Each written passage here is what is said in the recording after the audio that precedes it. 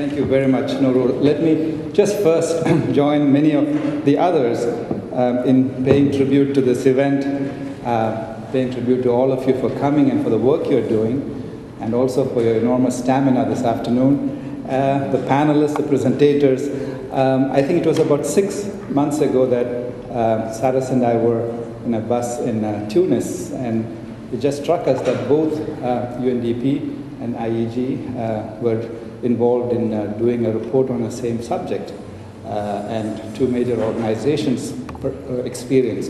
And it's quite remarkable that when you bring them together, insights in some cases go further, but certainly the implications you can draw and then do something with it also goes further. I know the time is late, and at this stage, some of the conclusions have been brought together by the previous panels.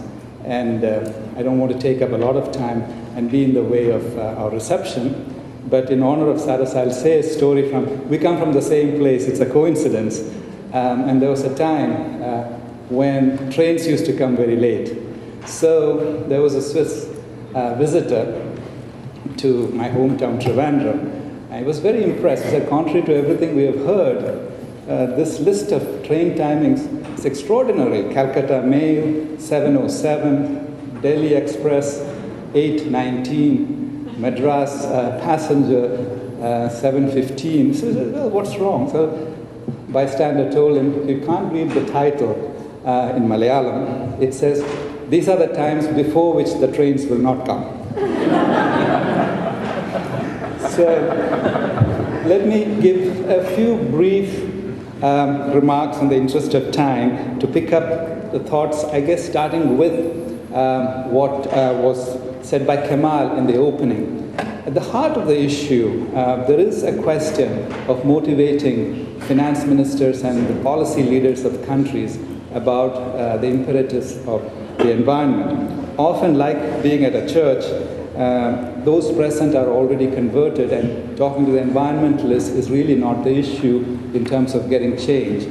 And in getting the change in thinking of finance ministers, a crucial question, I believe, is whether it can be both understood, shown, and believed that current trends will not only make the world look not pretty, but that it fundamentally undercuts growth prospects of countries. And that conviction really comes in many different forms. At this group, and we've heard a lot of those evidence, but what we are seeing today is that quality of the water, because of temperatures, affects health. Agricultural productivity, whether it's Brazil or India, is in the coming decade going to be different. Natural disasters are hitting industrial and developing countries at a rate and intensity that we have never seen, which add up to points of GDP. They are not just hardships for certain groups of people, but they are really national calamities. Pollution, of course, the story is well known, how it affects health and welfare and productivity. So when you put them together, the pace at which these things are happening really get at the performance of growth of countries, therefore poverty reduction, and so all bets are off unless something is done. So if the scientific evidence and the conviction can be this strong, and these two reports really speak to that in so many different ways, different country groupings, time periods, and so on, so then why does action lag so seriously? And I think we had some insights today. We have a lot more to say and do about it. I like the idea of taking this further, but let me just mention three. One is at the global level. At the global level, there is a disconnect in that the accumulated carbon concentration in the air draws from historic performance of industrial countries. Per capita, far and away, US is the largest contributor. But as was also said by Kemal, if you look at the total size, China, India are way up there as well, and soon developing countries will be bigger in the concentration contribution than developed countries. And then you take per GDP, countries like Russia are way up there on the wrong side of the ledger as being the contributor. But however you look at it, unless one finds a way of dealing with the issue globally with all these three parties that I mentioned participating, we're not going to get enough progress. And so the question of efficacy with fairness is one of the things that has to be handled. And that has to be related to the question of global agreements, regional agreements, and follow-up. And if the US and others fully don't get into that, it's going to be very, very hard. And so global agreements with India, China, etc., participating will be critical, because that's the only thing that will create a market for something for which you have the biggest market failure in history. Without an agreement caps, it won't happen.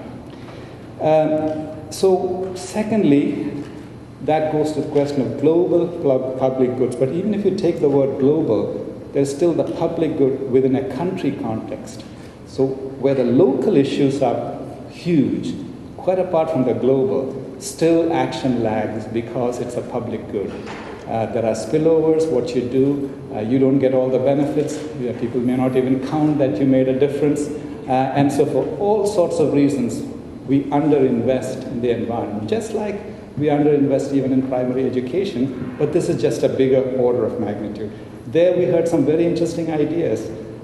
Carbon tax, yeah, I think that's terrific, but subsidies as well for those activities for starting up and then bringing big benefits later, but perhaps later you have to pull away from those subsidies, and bring in public and private sector very, very strongly. Without the participation of the private sector, this is going to be very difficult. A lot more to be said on this, but the second piece would be at the local level. If more and more things can be seen in the interest of countries themselves, locally, I think the actions will be better. Natural disasters that I mentioned is one area where you're beginning to see all countries affected by this taking action, because they can see the effect on the poor, effect on their national scene in real time. And then the third, the MDBs, since we are here very much in that context, this disconnect that the presentations brought out between what one does with a country demand-based model, which has huge benefits. It's turned the old supply-driven approaches much more in the direction of what countries want. But given the public good nature, let alone the global public good nature of environmental issues, that will not address adequately the questions that we discussed today. So how to complement the country-based model has to be a huge challenge and a huge agenda. We could follow up on all of these three and other issues that were raised. I wonder if it would be useful for us to pull together the findings of these two reports and others that were mentioned into a very succinct storyline of the urgency. This is not business as usual. I mean, we fix the roof even if it's not raining, right?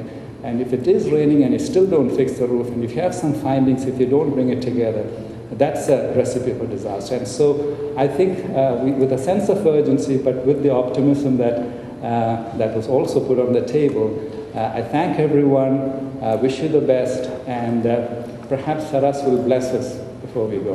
No? Okay. Thank you very much.